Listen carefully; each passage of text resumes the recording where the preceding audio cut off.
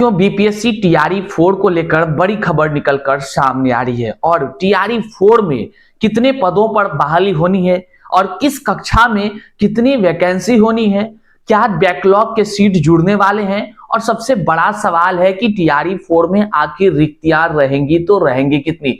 हर चीज का आज बारीकी से खुलासा हो रहा है और आप समझ लीजिए कि टीआरई 1 होता है, टीआरई 2 होती है, टीआरई 3 होती है, अब टीआरई 4 की बारी है, जहां तमाम शिक्षक अभ्यर्थियों को लगता है कि टीआरई 4 में काफी संख्या में रिक्तियां रहेंगी। तो उसकी सच्चाई क्या है, आज अखबार के माध्यम से तमाम वो चीजें स्पष्ट होती हुई नजर आ रही है। साथ ही साथ एनआईओएस वाले जितने भी शिक्षक अभ्यर्थी टीआरई 1, 2, 3, 1 में शामिल होकर के जो जिनका की कह लीजिए सप्लीमेंट्री से रुका हुआ है वो शामिल ना हो सके हैं, क्या उनको टीआरई 4 में मौका मिलने जा रहा है, इन तमाम चीजों पर आज की इस वीडियो में हम चर्चा करेंगे। साथ ही साथ देखेंगे कि सबसे ज्यादा सीट किस विषय में आने की बातें कही गई है। तो चलिए करते हैं वीडियो को शुरू। उससे पहले नमस्कार, मैं हूं हरे कृष्ण प्रकाश और आप देख रहे हैं साहित्य आजकल।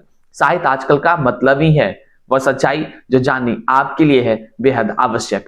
साथियों, आप तक हम लगातार शिक्षा जगत से जुड़ी हुई तमाम जानकारी और साथ ही साथ देश भर में जो तमाम कह लीजिए कि ज्वलंत मुद्दा होती है उसके खबर को लेकर आपके सामने आते रहते हैं। आप हमारे इस चैनल पर नए हैं तो सब्सक्राइब कर दीजिए और अपना थोड़ा सा सहयोग करिए, अपने तमाम लोगों तक शेयर करिए और सब्सक्राइब करने को कहिए ताकि आप तक हम तमाम वो मुद्दे जो आपके लिए है बेहद आवश्यक वो समय पर लेकर आते रहें। आप देख सकते हैं विगत कई वर्षों से हम आपके बीच लगातार आप तक जानकारी पहुंचाने का प्रयास करते रहे हैं। तो चलिए करते हैं सीधे मुद्दे की बात। देखिए,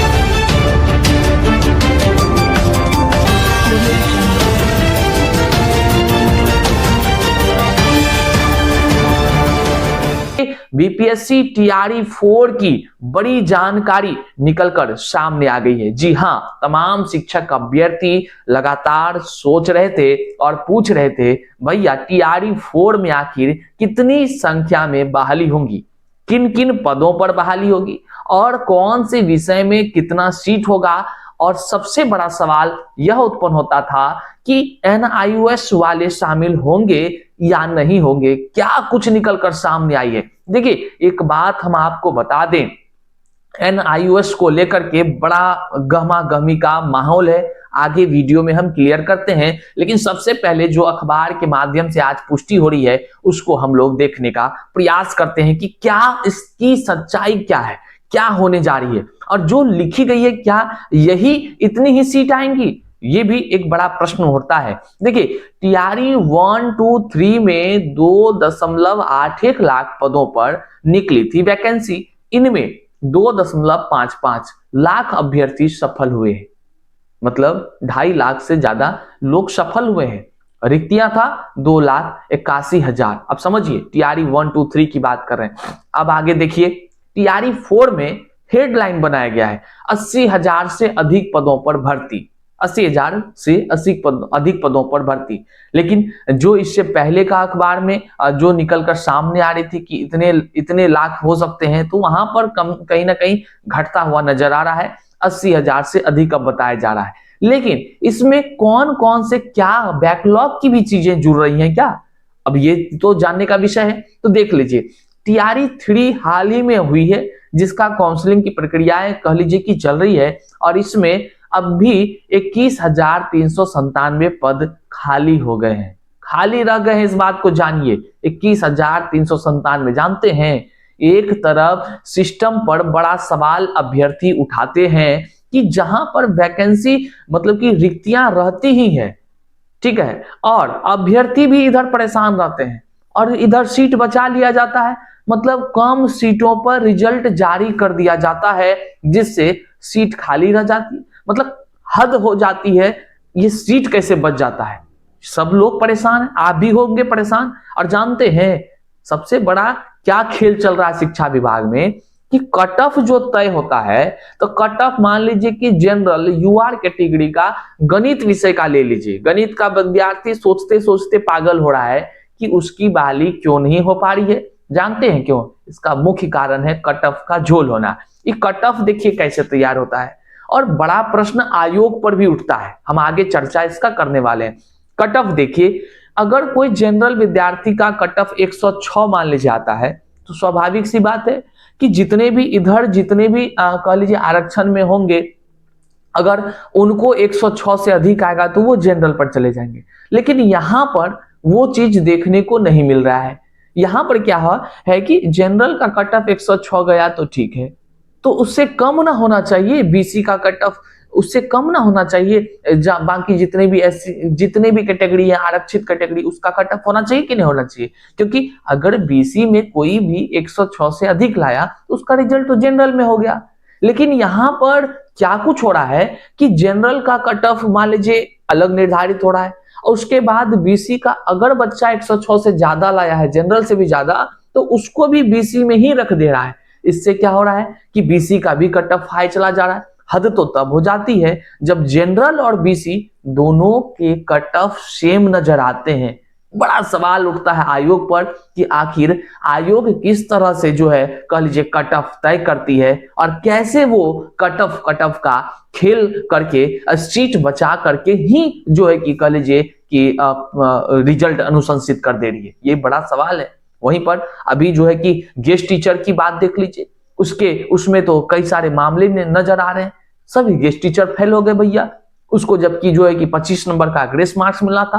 अब जो है कि आयोग के तरफ से फिर से संशोधित करके उसको याद आया कि अरे रे बाबा, वो तो गड़बड़ हो गया है। तो ये सवाल उठता है कि आयोग में बैठे कैसे कैसे लोग हैं जो इस तरह से रिजल्ट देते हैं, जो कानून की भी धज्जियां उड़ा देते हैं। अदालत के द्वारा कहा गया कि गेस्ट टीचर को 25 मार्क्स मिलेगा, अब वो बेचारे सबको जो है कि इन लोग रिजल्ट ही नहीं दिए। अब पता चल रहा है कि न्यूज 18 के तरफ से खबर आ रही है कि अब आयोग जो है कि फिर से संशोधित रिजल्ट जारी करेगी। तो ये चल रहा है खेल भैया, ये चल रहा है। अब आइए टीआरई 4 पर। तो टीआरई 4 में 80,000 से अधिक पदों पर बहाली की बात की जा रही है, जिसमें तमाम इस अखबार में आप यहाँ देख सकते हैं तमाम उन बातों का चर्चा किया गया है कि टीआरई 1 में कितनी बहाली थी, टीआरई 2 में कितनी बहाली थी, टीआरई 3 में कितनी बहाली थी, फिर टीआरई 1 में कितने बच गए, टीआरई 2 में कितने बच गए, टीआरई 3 में कितने बच गए। उन तमाम चीजों को जोड़ते हुए 80,000 बताया गया है। वहीं शिक्षा विभाग के तरफ से फिर से रिक्ति की गणना के लिए तमाम विद्यालयों को या कह लीजिए तमाम शिक्षा पदाधिकारियों को आदेशित कर दिया गया है, जैसी जानकारी निकलकर सामने आ रही है। वहीं हम आपको बताते चलें कि सबसे ज्यादा जो है कि किस विषय में रिक्तियां रहने वाली है। खबर के मुताबिक सर्वाधिक भर्ती गणित, विज्ञान, कंप्यूटर, खेल में सबसे ज्यादा जो है कह लीजिए सीट रहने वाला है। खेल वाले जितने हैं सोच लीजिए। स्कूलों में टीआरई 4 के तहत 11,000 से अधिक शिक्षकों की गणित में 11,000, विज्ञान, संगीत, खेल शिक्षकों की नियुक्ति होगी। देखिए अखबार में जो बातें हैं यही बात सत्य हो ऐसा नहीं हो सकता है। आने वाले दिनों में ये तमाम आंकड़े बदलते हुए नजर आपको आ सकते हैं। और साथ ही साथ इसमें कहा गया है कि इस दौरान 1 से 5, 6 से 8, 9 से 12 शिक्षक की अलग अलग नियुक्ति होगी। इसके साथ ही SC ST, जैसा कि आप सभी जानते हैं कि सभी कक्षा के अलग अलग होते हैं। लेकिन एक बड़ा सवाल यह भी उठता है, क्या जो कि गणित, खेल और जो कह लीजिए कि कंप्यूटर सबको मिलाकर 11,000 कही जा रही है, क्या इससे बिहार में या देश भर के जो गणित के लोग फॉर्म भरते हैं वो तो जान ही रहे क्या हालतें हो रही है, क्या गणित वालों के साथ अन्याय नहीं हो रहा है?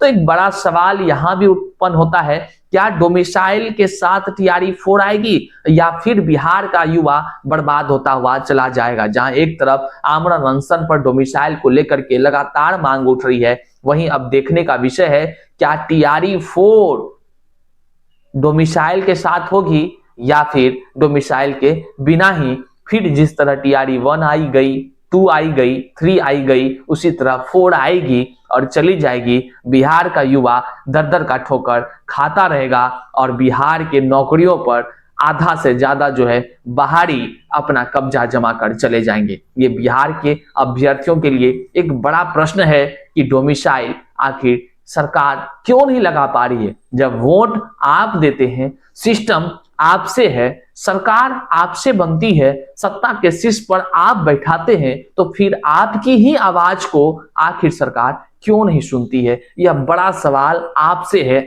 आप तमाम बिहार के अगर हैं तो इस वीडियो को जन जन तक शेयर कर दीजिए, और देश भर के आप अभ्यर्थी हैं तो भैया इस जानकारी को कि टीआरई 4 में व्यापक पैमाने पर रिक्ति आने की खबर आ रही है और इसमें 80,000 से अधिक पदों पर बहाली होने की खबर आ रही है, इस वीडियो को जन जन तक शेयर करिएगा। लेकिन आपको हम बताते चले, एनआईओएस वाले जितने भी शिक्षक अभ्यर्थी टीआरई 4 की इंतजार कर रहे हैं, उनके लिए कह लीजिए कि मुश्किलें खड़ी होती हुई नजर आ रही है। हालांकि एनआईओएस वालों के तरफ से लगातार मीडिया के माध्यम से सोशल मीडिया पर खबर आती है कि उनकी केस की जीत हो गई है, तो जीत हो गई है तो सरकार को माननी चाहिए। लेकिन जो बातें अखबार में दिख रही है, आप अखबार लेना चाहेंगे तो नीचे टेलीग्राम का लिंक दे दिया, हम अखबार वहां डाल दिए हैं, आप देख लीजिएगा।